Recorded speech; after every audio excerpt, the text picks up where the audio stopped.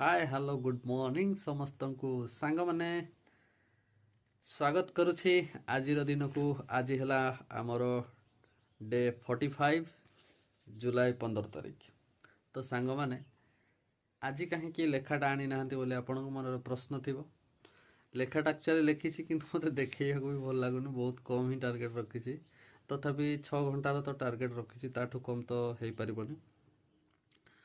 तो आज जो टार्गेट अच्छी सांग मैंने मिक्सचर एंड एलिगेशन रो लेक्चर नंबर 13-14 अच्छी आउ डीआई रो लेक्चर 7 अच्छी।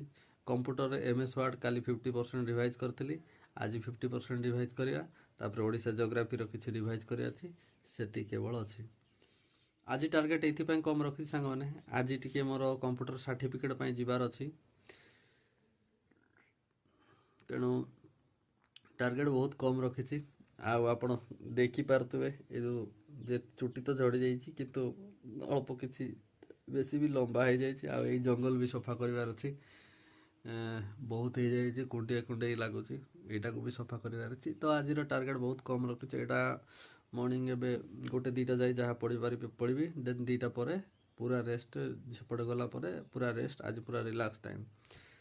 तो सांग माने आपण गोटे रिक्वेस्ट करियार थिला, आपण स्वार्थ बोली भाबंतु कि जहाँ भावुं भावतु। एक्चुअली केमी कहबी, हाँ, तो ये चैनल रे मोर बर्तमान 10-11 ही सब्सक्राइबर अच्छा। तो मु लाइव आसी पारुनी, मु चाहूँगी टिके लाइव आसी बोली।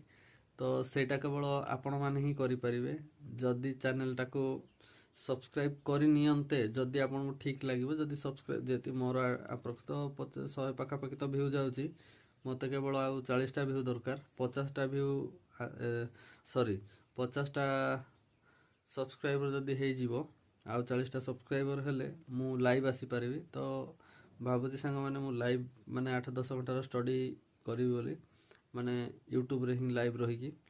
तो सेटा केवल पॉसिबल हबो आपनक जरिया रे। जदि आपको ठीक लगुच देन सब्सक्राइब करूँ, नहले सेमिति किसी बाध्यबाधकता नुह। स्टडी टाइम रे पढ़ा टाइमटा एवं अन्य फोन रे डिस्ट्राक्शन होगाटा भल नुह।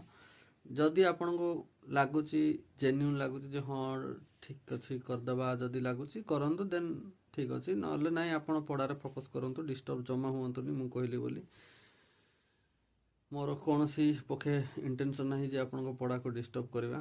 मते जोटा लागिला आउ कहि आपण ही तो व्यूअर्स, जदि आपण कहबिन तो कहबे, क्या कहीदेली आपन को जोटा ठीक लगे आपन करेंगे। रही बाय बाय, जय हिंद।